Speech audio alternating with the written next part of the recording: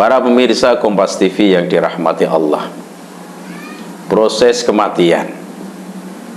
Sebelum malaikat Israil datang mencabut ruhnya, maka terlebih dahulu para malaikat datang dari langit turun ke bumi. Tergantung yang mau dicabut ruhnya oleh malaikat Israil, orang muslimkah atau orang kafirkah? Kalau orang muslim, ketika dicabut oleh malaikat Israil sebelumnya, maka datang malaikat-malaikat pakaiannya serba putih, turun dari langit menuju ke bumi, kemudian duduk berkejauhan mengelilingi orang yang akan dicabut oleh malaikat Israil. Di antara malaikat ada yang bawa kain kafan dari surga. Yang kedua, baru datang malaikat Israil, duduk di samping kepalanya sambil berkata, "Keluarlah wahai ruh."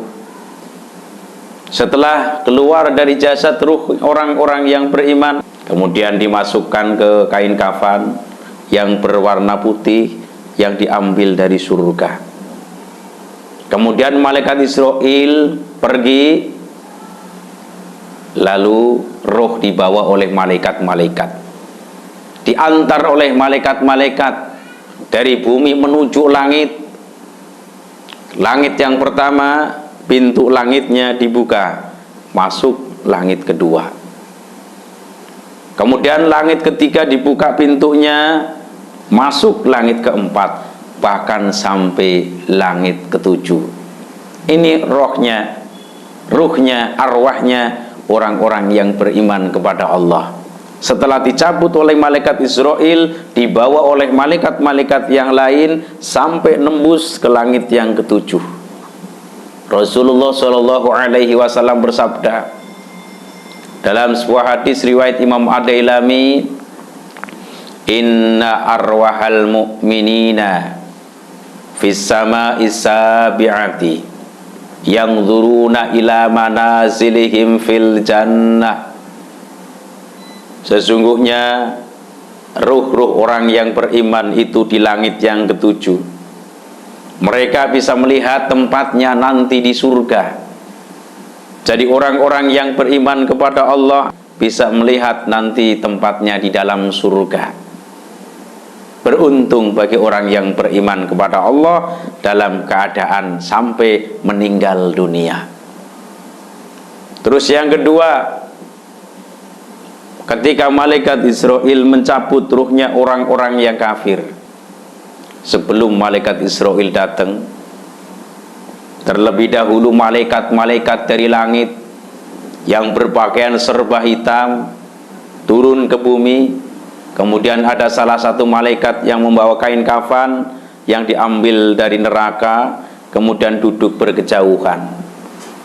Setelah mereka duduk berkejauhan, datanglah malaikat Israil alaihissalam. Setelah datang malaikat Israil, orang yang tidak beriman yang akan dicabut ruhnya sebelumnya dipukulin, wa yadribuna wujuhahum. Mereka dipukuli dulu. Setelah dipukuli, baru dicabut ruhnya oleh malaikat Israil. Sedangkan ketika mencabut ruhnya, ini langsung disentakkan saja. Setelah keluar dari jasad, dimasukkanlah ke dalam kain kafan, lalu malaikat Israil pergi. Kemudian ruh itu dibawa sampai ke langit pertama.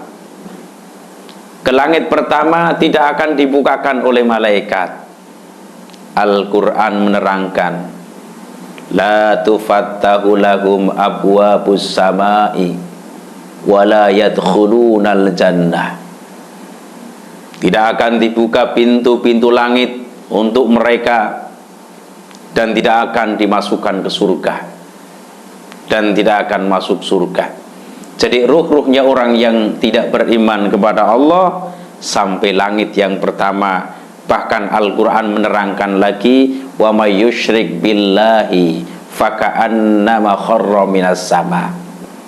Ruh akan dilemparkan oleh Allah Disiksa, pertama disiksa ketika mau dicabut, kemudian disiksa ketika sampai ke langit, dilempar ke bawah, dihadang oleh burung. Kemudian apa? Dipelatokin sampai sakit.